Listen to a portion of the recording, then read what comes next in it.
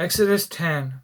Then the Lord said to Moses, "Go to Pharaoh, for I have hardened his heart and the hearts of his officials, so that I may perform these miraculous signs of mine among them, that you may tell your children and grandchildren how I dealt harshly with the Egyptians, and how I performed many signs among them, and that you may know that I am the Lord." So Moses and Aaron went to Pharaoh and said to him, "This is what the Lord, the God of the Hebrews, says.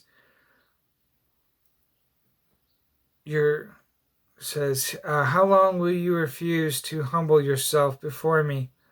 Let my people go, so that they may worship me. If you refuse to let them go, I will bring locusts into your country tonight or tomorrow. They will cover the face of the ground so that it cannot be seen. They will devour what little you have left after the hail, including every tree that is growing in your fields. They will fill your houses and those of all your officials and all the Egyptians. Something neither your fathers nor your forefathers have ever seen from the day they settled in this land till now." Then Moses turned and left Pharaoh. Pharaoh's officials said to him, "How long will this man be a snare to us? Let the people go, so that they may worship the Lord their God. Do you not realize Egypt is ruined?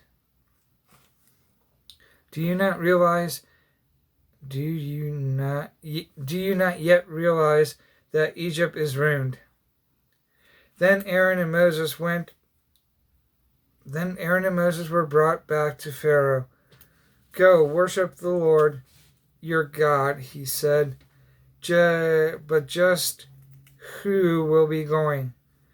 Moses answered, "We will go with our young and old, with our sons and daughters, and with our flocks and herds, because we are to celebrate a festival to the Lord."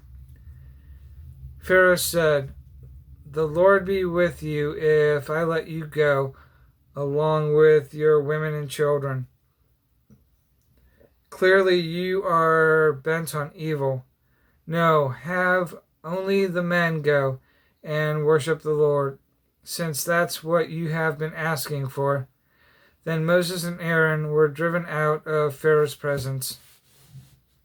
And the Lord said to Moses, "Stretch out your hand over Egypt, so that locusts will swarm over the land and devour everything growing in the fields, everything left by the hail." So Moses stretched out his staff over Egypt, and the Lord came and the Lord made an east wind blow across the land all day and all that night. By morning the wind had brought the locusts.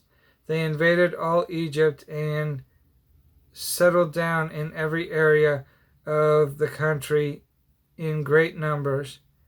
Never before had there been such a plague of locusts, nor will there ever be again.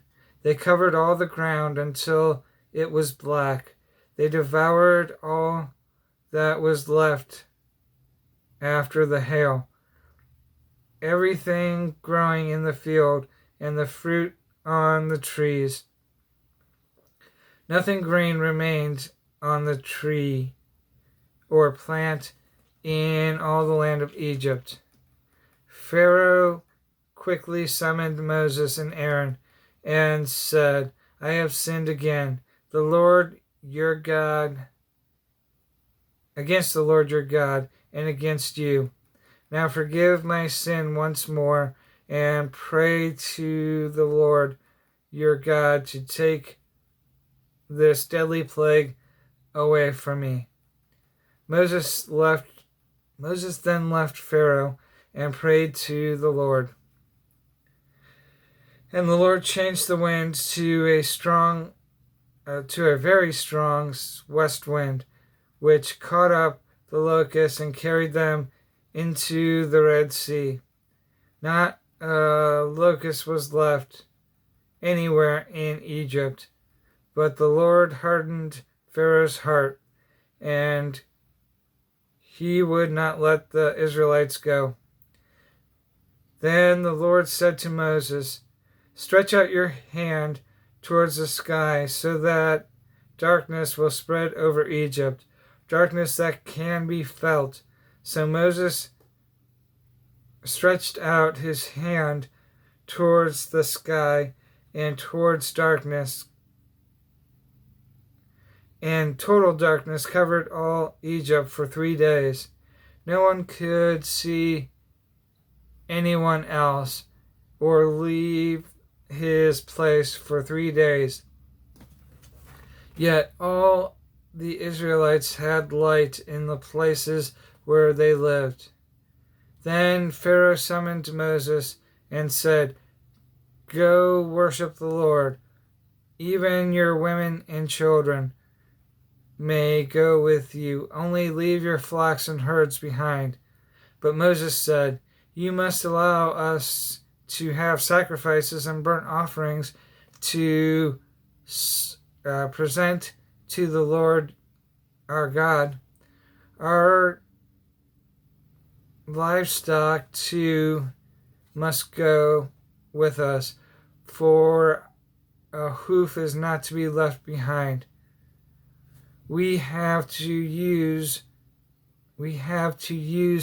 some of them in worshiping the Lord our God. And until we get there, we will not know what we are to use to worship the Lord. But the Lord hardened Pharaoh's heart, and he was not willing to let them go. Pharaoh said to Moses, Get out of my sight. Make sure you do not appear before me again. The day you see my face, you will die. Just as you say, Moses replied, I will never appear before you again.